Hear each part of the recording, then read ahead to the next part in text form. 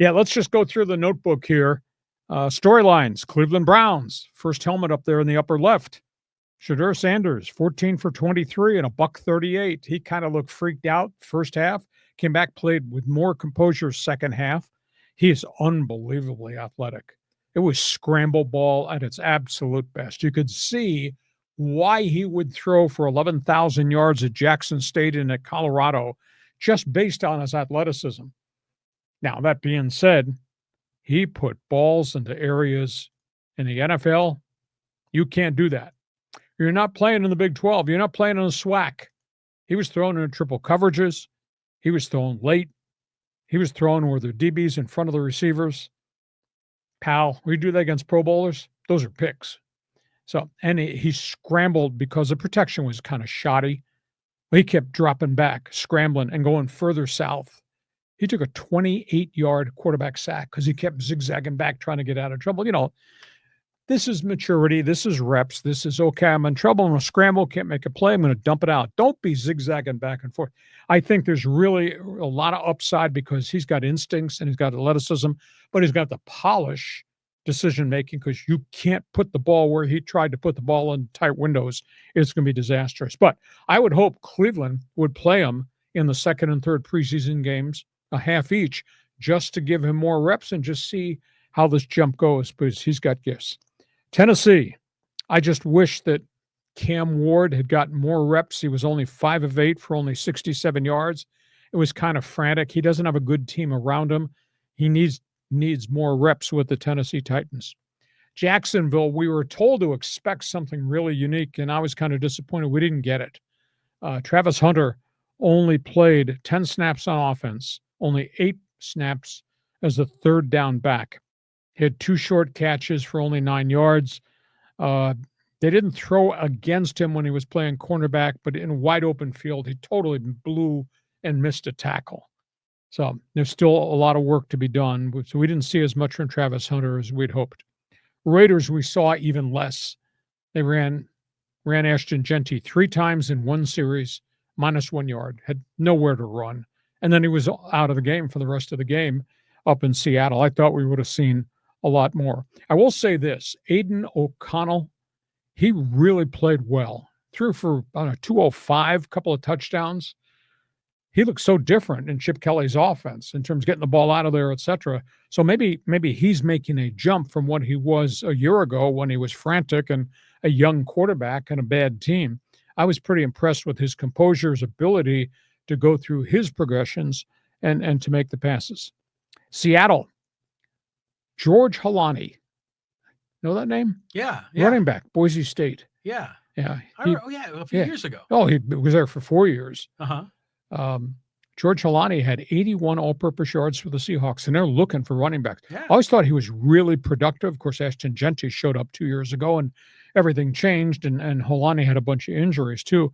But he had a pretty good career there. So keep an eye on that name in Seattle. New England, opening kickoff. First time he saw the ball, Ohio State running back Travion Henderson goes 100 for a touchdown. Hell yeah. Vroom. Very impressive physical runner. First time he ran the ball out of the backfield, 18-yard run. Right on. So they've been looking for a big back with some explosion. New England may have found that. New York Giants. I kept asking a question. You drafted him and he's third on the depth chart and you're hardly going to play him? Jackson Dart, the Ole Miss quarterback, got the chance to play the entire second half. He threw for 154 and ran for 24. Yeah. Giant fans said, wow. He was pretty impressive. Now, they're not going to sit Russell Wilson, but I hope in the next 2 preseason games, Giants going to give Jackson Dart a lot more opportunities because the stage was not too big for him. I understand it was an exhibition game and you're playing against guys that'll be working at Burger King in 2 weeks when the rosters get cut. But he hung in there. He made a bunch of plays. The last one, it's a controversial story. Detroit plays Atlanta. One of the rookie Lions safeties goes down with a neck and head injury. He went to make a tackle. Guy got blocked. The running back's knee hit the Lions safety. His head snapped. He went down bad concussion. Looked like he had a seizure. I saw some of the video. It was gruesome. It was scary. He was on the field for 20 minutes. NFL doctors finally got him stabilized. They got him to the hospital. He spent 2 days in the hospital, released from the hospital Sunday night. He was in the Lions facility just for meetings. I don't think he's going to play for an extended period of time. However, there's some controversy about this because Dan Campbell met with Raheem Morris, the two head coaches.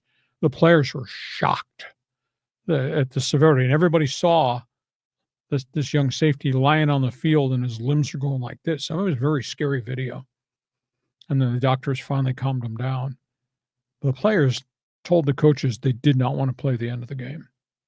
And Dan Campbell met with Raheem Morris, and then they met with Skip Hockley, who was the referee, and they said, we don't really want to play this game just because of the severity and the trauma to the player and what the players on both sides are experiencing.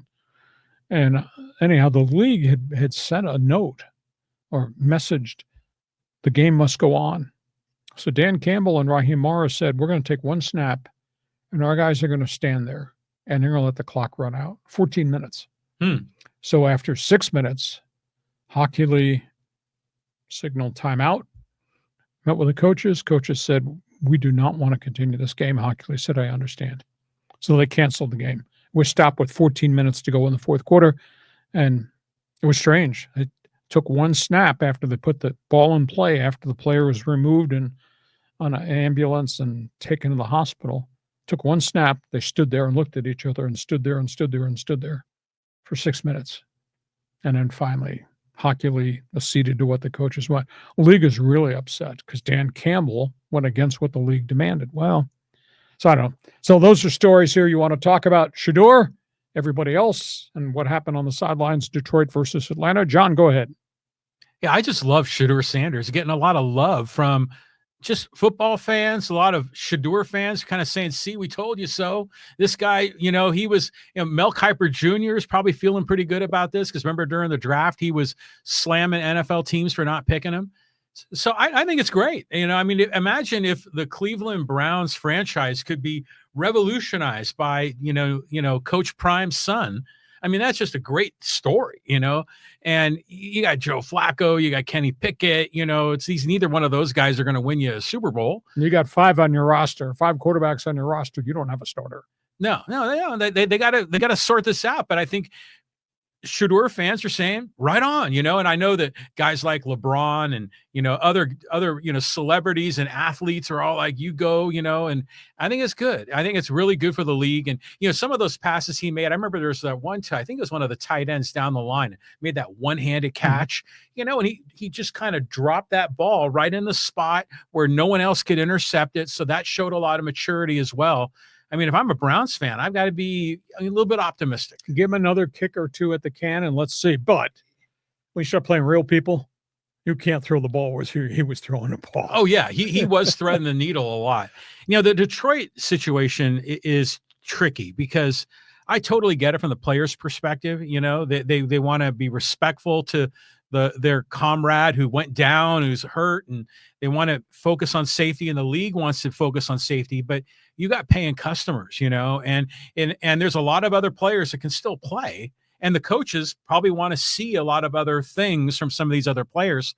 To me, it makes sense that Roger Goodell would say, we need to play the game and we need to finish this out. And it also kind of makes sense that the players sort of found a loophole around it. So it kind of worked out, but I don't know. If I'm a fan, it was the Falcons and the Lions, and it was in Detroit. Yep. So I just wonder what Detroit Lions fans think about that, because they're already upset. You got to pay full price for those preseason tickets. Well, we had that regular season game. Was it 2 years ago with Buffalo where the player had the cardiac arrest on the field and they saved his life? Oh, yeah. But it took forever for that to occur, and the NFL doctors and the protocols all worked. And those players didn't want to play the game, but they came back and played the game. And that was during the course of the season. Dan Campbell's rationale this morning was this is a meaningless practice. These players were traumatized by the seriousness of what they saw with one of their fallen teammates. I hope the league doesn't fine the Lions and fine the Falcons. That'd be a bad message too. But I guess I understand your public stance. Game must go on because fans paid all this money. Yeah, but I think in the end, I think they did it right. I mean, they didn't cut the game short. They let the clock play out, and they respected their team. And as long as the fans aren't angry about it, they paid the price, then it's fine. Okay. But I want to go back one comment. Hockley, is that Skip Hockley? Is he the son of Ed? He sure is. So I just remember Ed had those guns, Yep. And he was like one of the first refs to really kind of show off. Yeah, he was lifting, and you see that now in basketball refs and baseball guys too, to some degree. Okay, so we go from